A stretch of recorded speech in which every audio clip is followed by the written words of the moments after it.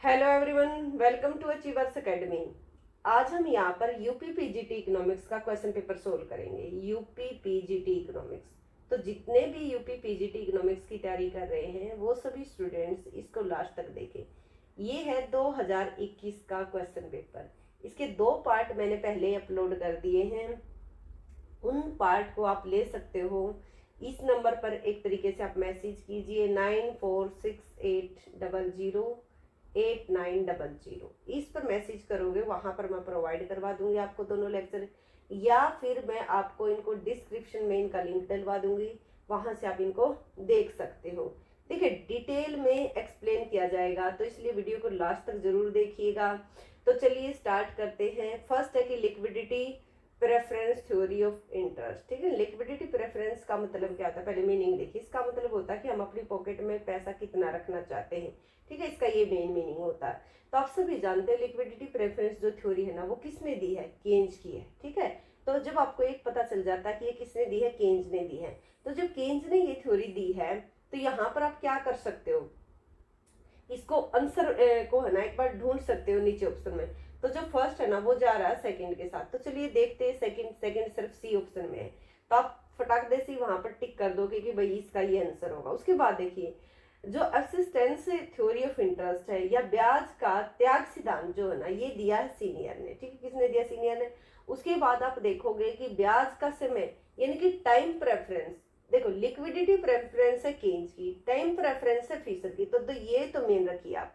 तो ये किसकी है? फीसर की। ये इसके साथ चली जाएगी। रहा ऑस्ट्रियन थ्योरी ऑफ इंटरेस्ट कि ब्याज का ऑस्ट्रियाई सिद्धांत किसने दिया है? वो दिया है बॉम बावर्क ने। ठीक है ना, तो ये इसके साथ चला जाएगा, तो ऑप्शन आपका सी हो जाएगा करेक्ट। अब इसके नेक्स्ट चलते हैं। ये तो था मैचिंग वाला, और मैचिंग वाले क्वेश्चन को आप स्मार्ट स्टडी के साथ इसी तरीके से कर सकते हो कि इनको सभी को नोट डाउन कर लीजिए।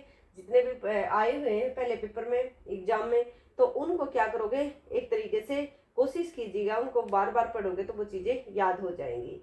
क्योंकि देखो कंसेप्ट एक अलग होता है और किसी का नाम याद रखना, किसी थ्योरी का नाम याद रखना अलग होता है।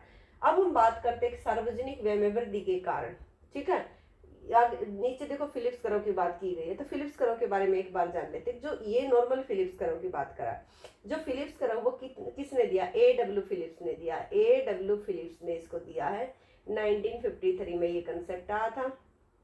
उसके बाद देखिए आप, उसके बाद यहाँ पर ये देखिए कि जो फिलिप्स करा वो क्या दिखाता?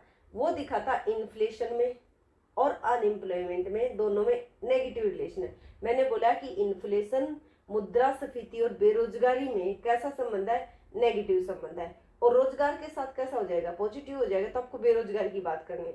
इसका मतलब कि इन्फ्लेशन अगर बढ़ता है तो बेरोजगारी घटेगी। ठीक है ना, यानी कि अगर इकोनॉमी में इन्फ्लेशन है तो ज्यादा इकोनॉमिक एक्टिविटी होंगी, ज्यादा इकोनॉमिक एक्टिविटी होंगी तो लोगों को ज्यादा रोजगार मिलेगा, ये कह रहा है, ये करा। अब यहाँ पर देखिए गवर्नमेंट एक्सपेंडिचर करती है, तो जब गवर्नमेंट एक्सपेंडिचर करती है तो आप पढ़ते हो ना कि जब गवर्नमेंट एक्सपेंडिचर करेगी तो इसका मतलब है कि मनी की डिमांड इंक्रीज होगी। मनी की डिमांड इंक्रीज करेगी, उसको ही क्या करेगी? उसी पैसे को क्या करिए? खर्च करिए। जब वो खर्च करती है तो इकोनॉमी में लोगों के पास वेज ये सारी चीजें जाएंगी। ठीक है ना, तो पैसा जाएगा, जिसके कारण से गुड्स की क्या करेंगे? डिमांड ज्यादा करेंगे। उसके कारण से क्या होंगे? कीमतें बढ़ेंगी। कीमतें बढ़ने के कारण से जो प्रोड्यूसर है ना वो ज्यादा उत्पादन करेंगे। ठीक है ना, आउटपुट ज्यादा होगा। उस जब आउटपुट ज्यादा होगा तो लोगों को ज्यादा रोजगार मिलेगा। तो सिंपल क्या निकल कर रहा कि जब जो पब्लिक गवर्नमेंट, जो गवर्नमेंट है एक्सपेंडिचर करती है तो इससे इन्फ्लेशन बढ़ेगा और बेरोजगारी घटेगी, ये बात आई। तो ये लास्ट ऑप्शन जो इसका करेक्ट हो जाएगा। फिलिप्स वक्र का संचलन इस प्रकार होता है कि बेरोजगारी गिरती है और मुद्रास्फीति बढ़ती है। डायग्राम देख लीजिए, डायग्राम ऐसा। ठीक है ना, तो इसका मतलब क्या है कि आपका जब इन्फ्लेशन अगर बढ़ता है, इन्फ्लेशन अगर आपका P से P1 होता है तो उससे क्या होता है? बेरोजगारी पहले के कंपेयर में क्या है? घट जाती है। ये बता रहा है। और ये जो पॉइंट होता है ना, ये जो पॉइंट होता है ये होता है नेचुरल रेट ऑफ अनएम्प्लॉयमेंट का। लगभग इकोनॉमी के अंदर 5 या 5.5% जो बेरोजगारी है वो इकोनॉमी में बनी रहती है। और ये जो बेरोजगारी कौन सी होती है? ये होती है आपकी फ्रिक्शनल, जो अनएम्प्लॉयमेंट होता है संघर्षात्मक बेरोजगारी, और जो स्ट्रक्चरल। ठीक है ना, स्ट्रक्चरल जो अनएम्प्लॉयमेंट होता है, ये दो तरीके की बेरोजगारी होती है संरचनात्मक और संघर्षात्मक, फ्रिक्शनल और स्ट्रक्चरल। जो ये फ्रिक्शनल अनएम्प्लॉयमेंट होता है ये होता है कि जब किसी व्यक्ति की आदत होती है ना, जो क्या है कि एक जगह मन नहीं लगा तो उस जॉब को छोड़कर दूसरे में चलेगा और कुछ ही रीजन के कारण से। स्ट्रक्चरल होता है जब इकोनॉमी इकोनॉमी का सिस्टम चेंज हो जाए, ठीक है, डिमांड पैटर्न ही चेंज हो जाए, टेक्नोलॉजी चेंज हो जाए, तो वो होती है स्ट्रक्चरल जो होती है। फ्रिक्शनल शॉर्ट रन के लिए होती है, जो स्ट्रक्चरल होता है वो लॉन्ग रन में होता है। अब जब आप फुल एम्प्लॉयमेंट की बात करते हैं तो इसका कतई मतलब ये नहीं होता कि पूर्ण रोजगार का मतलब ये हो कि बेरोजगारी है ही नहीं, उस बेरोजगारी में भी है, दोनों तरीके की बेरोजगारी जो है वो बनी रहेगी। अब उसके बाद देखिए, चलिए अगले नेक्स्ट क्वेश्चन पर। एक बात है, क्या करते हैं बच्चे, बच्चे इस तरीके से देखना पसंद करते हैं कि भाई टिक करवा दो। अब देखिए, मैं तो टिक करवा दूंगी, कोई बड़ी बात नहीं है, लेकिन टिक करने का आपको ही नुकसान है। इसलिए चीज़ों को देखो, वीडियो तो क्या हो जाएगी, लंबी हो जाएगी, इसलिए मैं यूट्यूब पर वीडियो कम ही डालना पसंद करती हूँ, क्योंकि मेरी जो वीडियो होती है वो थोड़ा सा लंबा हो जाने के कारण से क्या करते हैं बच्चे, उनको स्किप करते हैं, और जब स्किप करते हैं तो फिर उनको डालने का कोई फायदा नहीं होता। इसलिए एक्सप्लेनेशन थोड़ा सा हैवी हो जाती है, तो आप इसको अगर कॉम्प्रोमाइज बोलो या फिर अगर आप कुछ सीखना चाहते हो तो आपको इसी तरीके की वीडियो देखनी पड़ेगी। देखिए, सीखने के लिए तो आपको टाइम देना पड़ेगा। वैसे तो यूट्यूब भरा पड़ा हुआ है कि आप जितना मर्जी वहां से ले सकते हो, लेकिन वहां से जब आप पेपर में जाओ तो पेपर में कुछ फायदा तो होना चाहिए। अब हम बात करते हैं गिफिन गुड्स की। गिफिन गुड्स को आप देखिए, गिफिन गुड्स आपको क्या बताते हैं। ये गिफिन गुड्स है। गिफिन गुड्स देखो, 3 तरीके की वस्तु के बारे में पढ़ते हैं, वैसे तो 4 हैं, ऑर्डिनरी, नॉर्मल, गिफिन, इन्फीरियर, लेकिन मैं 3 तरीके की बात बताती हूँ। एक नॉर्मल गुड्स होती है, नॉर्मल गुड्स है, नॉर्मल गुड्स, और इन्फीरियर गुड्स, गिफिन गुड्स। जो नॉर्मल गुड्स होती है ना, नॉर्मल गुड्स जो होती है, यहाँ पर क्या होता है कि लॉ ऑफ डिमांड इन्फीरियर में और नॉर्मल गुड्स में दोनों में लागू होता है। इन लॉ ऑफ डिमांड का मतलब होता है जब प्राइस बढ़े और डिमांड घट जाए, या प्राइस घटे और डिमांड बढ़ जाए, ठीक है। अगर हम इसको इंडियन ऑथर की बात करते हैं तो आप पढ़ते हो कि इनकम इफेक्ट इसमें पॉजिटिव होता है, लेकिन अगर आप देखोगे ना, देखिए इस तरीके से देखा जाता है कि ये प्राइस इफेक्ट है। प्राइस इफेक्ट को सलस्की ने 2 पार्ट में तोड़ा था, एक सब्स्टिट्यूशन इफेक्ट था और एक था इनकम इफेक्ट, ठीक है ना, एक था प्लस में ही है, एक था इनकम इफेक्ट, इस तरीके से। तो यहाँ पर आप देखोगे कि प्राइस इफेक्ट, जो सब्स्टिट्यूशन इफेक्ट और प्राइस इफेक्ट है, क्या है, दोनों के दोनों नेगेटिव होते हैं। किसमें, नॉर्मल गुड्स के केस में। ये आप ध्यान रखना है, क्योंकि ये फॉरेन ऑथर की बात करें। वैसे तो आप पढ़ते ही हो कि जो इनकम इफेक्ट होता है वो क्या होता है, एक तरीके से पॉजिटिव होता है। लेकिन पॉजिटिव कब होता है, नेगेटिव कब होता है, इनकम बढ़ती है ना, उसको तो वो इनकम इफेक्ट हो गया कि इनकम बढ़ने के कारण से जो डिमांड बढ़ती है। लेकिन जब प्राइस गिरते हैं, प्राइस गिरने के कारण से जो डिमांड के ऊपर जो प्रभाव पड़ता है, देखिए यहाँ पर मैंने आपको बताया कि जो गिफिन गुड्स है, जो नॉर्मल गुड्स है, नॉर्मल गुड्स में क्या होता है, इनकम इफेक्ट पॉजिटिव नेगेटिव होता है, ठीक है ना, इनकम इफेक्ट नेगेटिव होता है। जब हम देखते हैं कि प्राइस के घटने से, इनकी प्राइस में चेंज होने के कारण से जो इफेक्ट देखते हो, इनकम की दूसरी बात होती है कि इनकम में जो चेंज होता है वो उस प्रभाव की मैं बात नहीं कर रही हूँ। सिंपल देखिए, अब देखिए ये तो आयोग ने भी यही आंसर ठीक माना। बच्चे जो इसको लगा कर आए थे ना कि स्ट्रॉन्ग नेगेटिव इनकम इफेक्ट, ये रोंग बता दिया। इसके ऊपर मैं एक वीडियो बनाऊंगी स्पेशल, ये किस काम से। तो यहाँ पर देखिए, जब भी गिफिन गुड्स के बारे में पूछा जाएगा यूपी पीजीटी में स्पेशली, तो वहां पर स्ट्रॉन्ग पॉजिटिव इनकम इफेक्ट आप बताओगे। उसके बाद देखिए, अदृश्य बेरोजगारी, छिपी हुई बेरोजगारी कहाँ पर पाई जाती है। बैंकिंग क्षेत्र में ऐसा होता है कि आप बैंक में लगे हुए हो और वहां पर कुछ ऐसे मतलब इतने ज्यादा लोग लगा रखे हैं और कुछ काम कर रहे हैं, कुछ नहीं, ऐसा नहीं होता ना। तो इसका मतलब क्या, छिपी हुई बेरोजगारी है, डिस्गाइज्ड अनएम्प्लॉयमेंट। वो अनएम्प्लॉयमेंट होता है जब आपको क्या है, जितनी जरूरत है ना उससे ज्यादा बंदे वहां पर काम कर रहे हो। तो सिर्फ एक ऐसा क्षेत्र एग्रीकल्चर ही है जहां पर मान लेते कि किसी के पास 5 बीघे जमीन है, उस 5 बीघे जमीन पर क्या है, घर में मान लेते कि 5 मेंबर है, तो 5 के 5 इस 5 बीघे जमीन पर ही लगे रहते हैं, ठीक है ना। तो उसमें 2 बंदे भी काम कर सकते हैं, ये जो 3 है एक्स्ट्रा ही है। तो वो होती है डिसगाइज अनएम्प्लॉयमेंट, कि जहां पर जितने लगे हुए हैं उससे कम की जरूरत है। उसके बाद देखिए, लॉ ऑफ डिमांड की बात की गई है। लॉ ऑफ डिमांड क्या होता है, आप सभी जानते हो कि प्राइस इंक्रीज होंगे तो डिमांड क्या होगी, डिक्रीज होगी। ये देख लेते हैं, कीमत में वृद्धि से मांग बढ़ती है, तो गलत है, रोंग है। और कीमत वृद्धि से मांग घटती है, ठीक है, करेक्ट है यही। मांग वृद्धि से कीमत बढ़ती है, ठीक है, मांग वृद्धि से कीमत बढ़ती है, ये लॉ ऑफ डिमांड नहीं होता, ये इसका इनवर्स हो जाएगा। जैसे हम बोलते हैं ना कि डिमांड जो है ना वो फंक्शन है किसका है, प्राइस का, ठीक। इसको लॉ ऑफ डिमांड बोला जाता है कि प्राइस बढ़ने से डिमांड घटती है। और यहाँ पर क्या पूछा कि मांग में वृद्धि से, ये तो दूसरी बात हो जाएगी कि मांग में वृद्धि से कीमत बढ़ती है। अगर आप इसको ऐसे लिखोगे ना, प्राइस है ना फंक्शन है डिमांड का, जब इसको उल्टा लिख दोगे कि डिमांड बढ़ती है जिस कारण से प्राइस बढ़ते, लॉ ऑफ डिमांड, तो यही बी वाला ही कहलाएगा। उसके बाद देखिए फिर क्वेश्चन आ जाता है फिलिप्स करो का। फिलिप्स करो मैंने आपको बता भी दिया कि फिलिप्स करो क्या है, किस चीज के बारे में बताता है, अनएम्प्लॉयमेंट और किसके बीच में रिलेशन दिखाता है, प्राइस की, इन्फ्लेशन और अनएम्प्लॉयमेंट के बीच में।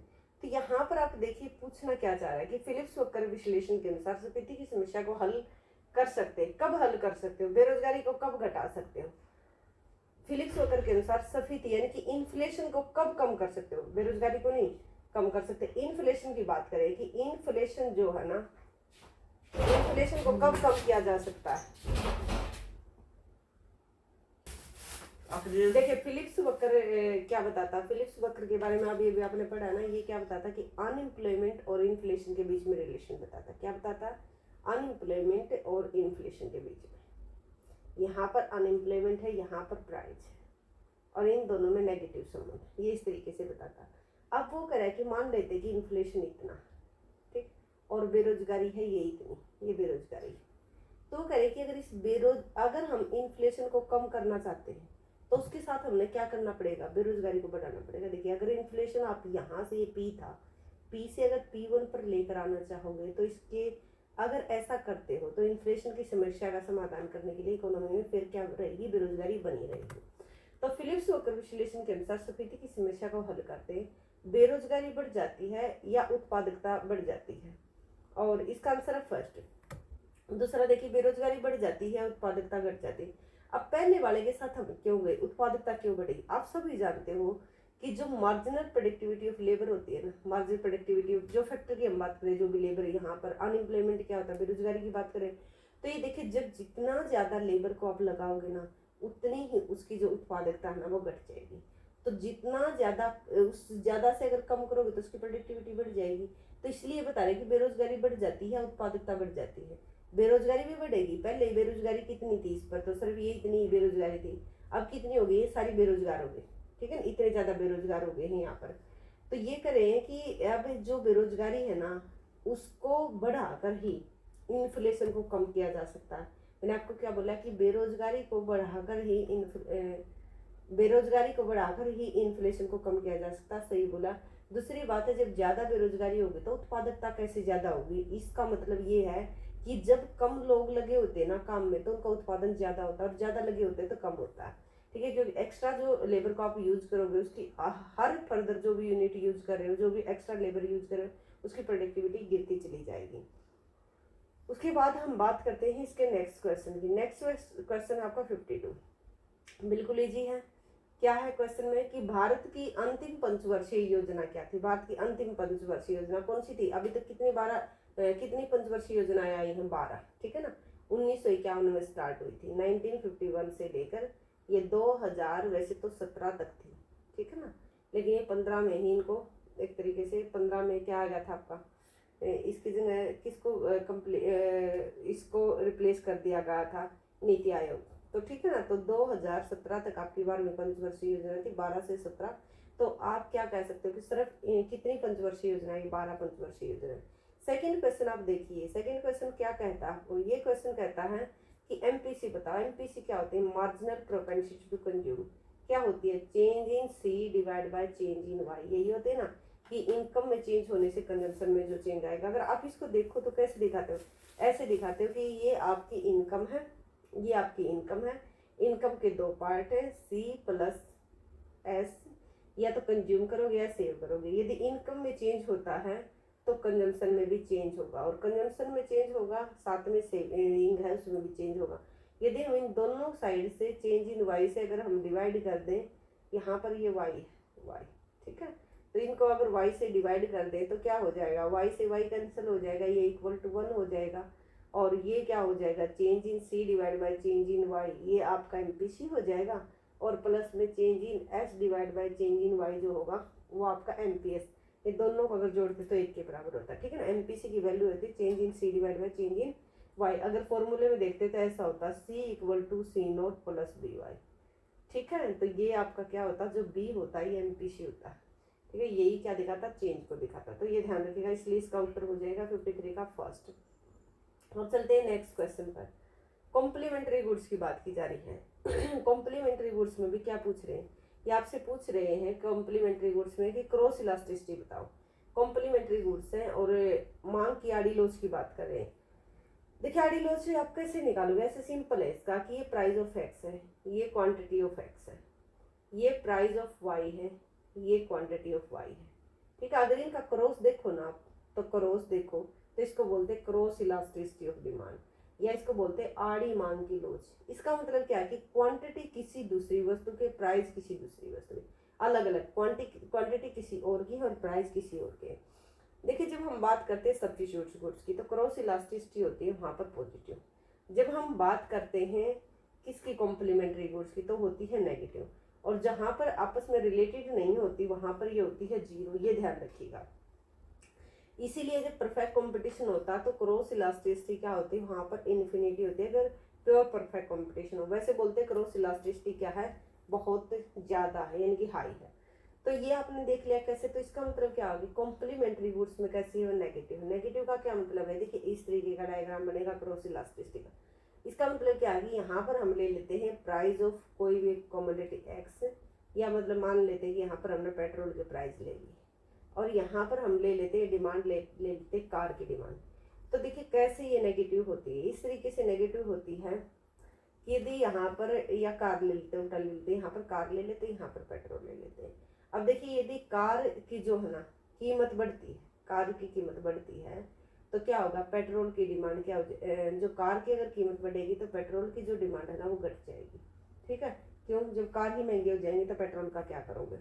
ये इस तरीके से जो भी मतलब कॉम्प्लीमेंट्री गुड्स होते हैं उसमें क्रॉस इलास्टिसिटी कैसी होती है, नेगेटिव होती है। अब इसके नेक्स्ट क्वेश्चन को देखिए, जो नेक्स्ट क्वेश्चन है ना ये इंपॉर्टेंट है। जब आप कोफ डगलस प्रोडक्शन फंक्शन मैंने माइक्रो इकोनॉमिक्स की मैराथन बनाई हुई है, 5 घंटे की वो क्लास है।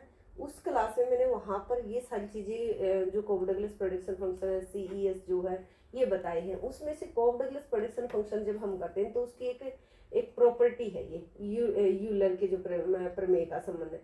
इसका क्या मतलब है, इसका मतलब है कि जो भी एक तरीके से देखिए लेबर और कैपिटल को दिया जाता है ना, जो भी लेबर और कैपिटल का जो हिस्सेदारी होती है, तो वो कहे कि पूरा का पूरा बढ़ जाएगा कि इतना लेबर, मान लेते हैं कि 100 का उत्पादन होता है, 100 में से यहाँ पर हम ले लेते हैं, मान लेते हैं कि 75 लेबर के पास चले गए, 25 किसके पास चले गए, कैपिटल के। तो ये किसके बारे में बताता है, डिस्ट्रीब्यूशन के बारे में बताता है। तो इसलिए जो यूलर के प्रमेय का संबंध है ये किससे, डिस्ट्रीब्यूशन से। इसका इसलिए इसका उत्तर हो जाएगा बी। इसके लिए आप उस वीडियो को जरूर देखिएगा। अब उसके बाद हम बात करते हैं गिफिन वस्तु, फिर दोबारा यहाँ पर आ जाती है। इससे पहले मैं आपको एक बात बताना चाहूँगी, यदि आप इस वीडियो पर नए हो तो इस वीडियो को क्या कीजिए, लाइक कीजिए, शेयर कीजिए ज़्यादा से ज़्यादा, क्योंकि इस ऐप पर यानी कि जो अचीवर्स एकेडमी है, यहाँ पर जो है इकोनॉमिक्स का जो कोर्स है, जितना भी PGT इकोनॉमिक्स है, कहीं पर भी किसी स्टेट में भी जो एग्ज़ाम होता है वहीं पर ये जो कोर्स अपलोड किया जा रहा है, कहाँ पर लेकर आया जा रहा है, अचीवर्स एकेडमी पर। तो ये हर तरीके के स्टूडेंट के लिए इम्पोर्टेंस रखेगा। क्यों रखेगा, क्योंकि यहाँ पर किसी किसी स्टेट के अकॉर्डिंग नहीं पढ़ाया जा रहा और ना ही पर्टिकुलर कोई सब्जेक्ट ओरिएंटेड है। बिल्कुल पूरी की पूरी इकोनॉमिक्स आपको यहाँ पर करवाई जा रही है। और प्राइस भी क्या है, मिनिमम प्राइस है। जितनी मेहनत यहाँ पर इन वीडियो के अंदर है उतनी यहाँ से आपसे कीमत नहीं वसूल की जा रही। तो अगर आप ये चाहते हो कि इकोनॉमिक्स आपको समझ में आए तो आप इस कोर्स को परचेज कीजिएगा और ज़्यादा से ज़्यादा वीडियो को शेयर कीजिएगा। तो चलिए स्टार्ट करते हैं नेक्स्ट क्वेश्चन। नेक्स्ट क्वेश्चन आपको क्या बताता है कि गिफिन वस्तुएं, ठीक है, गिफिन वस्तु एक ऐसी वस्तुएं होती है जहाँ पर लॉ ऑफ डिमांड अप्लाई नहीं होता, जहाँ पर डिमांड कर्व कैसा हो जाता है, पॉजिटिव हो जाता है। ये ध्यान रखिए। और कभी भी आप अपनी लाइफ में ये नहीं बता पाओगे कौन गिफिन है, कौन इंफीरियर है और कौन सी जो है नॉर्मल गुड्स है। ये पर्सन टू पर्सन वेरी करते हैं। अब देखिए इसका आंसर है फर्स्ट। यहाँ पर क्या होता है कि जो धनात्मक यानी कि जो इनकम इफेक्ट है ना, अब देखिए बच्चे इसमें कंफ्यूज हो जाते हैं कि नेगेटिव होना चाहिए, नेगेटिव नहीं होता, ये प्राइस के पॉइंट ऑफ व्यू से देखा जाता है, ठीक है ना। तो यहाँ पर जो इनकम इफेक्ट है वो पॉजिटिव इनकम इफेक्ट, जो सब्स्टिट्यूशन जो प्रभाव उससे ज्यादा होता है कि धन, इसमें क्या होता है प्रभाव धनात्मक और प्रतिस्थापन प्रभाव से अधिक होता है। उसके बाद जब आप इंफीरियर गुड्स की बात करोगे तो वहां पर ये उल्टा हो जाएगा कि इनकम इफेक्ट कम है और सब्स्टिट्यूशन इफेक्ट क्या है, ज्यादा है। ये ध्यान रखना आपने, ठीक है, दोनों में ये डिफरेंस है। अब उसके बाद देखिए 2 बार ये क्वेश्चन है, पहले भी आलिया आप भी, तो इसका मतलब रिपीटेशन है पेपर के अंदर ही। और आप बच्चों ने जो टीजीटी का दिया होगा, यूपी टीजीटी का जो दिया है पेपर, वो यहीं से सारे के सारे जितने भी इसमें जो क्वेश्चन आए थे वो सारे के सारे इसी में से आए थे। तो 125 क्वेश्चन में से ही टीजीटी की अगर कोई तैयारी करा तो टीजीटी की भी यहाँ पर तैयारी हो जाएगी, चाहे आप किसी भी स्टेट की करो, चाहे आप नेट की क्यों नहीं कर रहे हो, तो कोई भी सिलेबस के साथ या क्वालिटी के साथ कोई कॉम्प्रोमाइज नहीं है। अब देखिए टैक्स शिफ्टिंग की बात की जा रही है। टैक्स शिफ्टिंग की जब हम बात करते हैं तो टैक्स का शिफ्ट होने का क्या मतलब, जब टैक्स लगाया जाए तो टैक्स से कितना आगे की तरफ जा सकता है, आगे का मतलब कंज्यूमर की तरफ, या पीछे बैकवर्ड जा सकता है। तो वो करें कि टैक्स कहाँ पर जा सकता है, तो टैक्स को फॉरवर्ड भी किया जा सकता है और बैकवर्ड भी किया जा सकता है, कि बोथ साइड। आंसर हो जाएगा इसका बोथ साइड। ये क्या है, एक तरीके से पब्लिक जो इकोनॉमिक्स है उसका क्वेश्चन है। उसके बाद हम बात करते हैं सरकार द्वारा अंतरण भुगतान निवल घरेलू उत्पाद में सम्मिलित नहीं किया जाता। अब निवल घरेलू उत्पाद का क्या मतलब, ये है एनडीपी, नेट डोमेस्टिक प्रोडक्शन। इसकी मैंने 16 मिनट्स या 15 मिनट्स की ऐसी कुछ वीडियो बनी हुई है, उसको आप एक बार देख लीजिए, सारे क्वेश्चन जो आपके क्लियर हो जाएंगे। एनडीपी क्या होता है, नेट डोमेस्टिक प्रोडक्शन, ठीक है ना। और यहाँ पर इसको निकालते तो ये वैसा होता है जीडीपी, ग्रोस डोमेस्टिक प्रोडक्शन। अगर जी से हमें एन पर आना है तो हमें डेप्रीशिएशन को माइनस करना पड़ेगा, ठीक है, जो घिस आउट होती है मशीनों में। यदि हमें मान लेते कि यहाँ पर डी की बजाय यहाँ पर होता एन, यहाँ पर डी की बजाय क्या होता एन होता, तो एन क्या होता एन एन पी हो जाता, फिर हमें डी से एन पर आना होता। तो इसके लिए हम क्या करते, प्लस करते यहाँ पर net factor income from abroad को, ठीक है ना, net factor income from abroad को। तो ये ध्यान रखिएगा। फिर मार्केट प्राइस होते हैं, फैक्टर कॉस्ट होती है, वो एक अलग टॉपिक हो जाएगा, थोड़ा सा लेंथी। उसके बाद देखिए इसका नेक्स्ट क्वेश्चन हम करते हैं।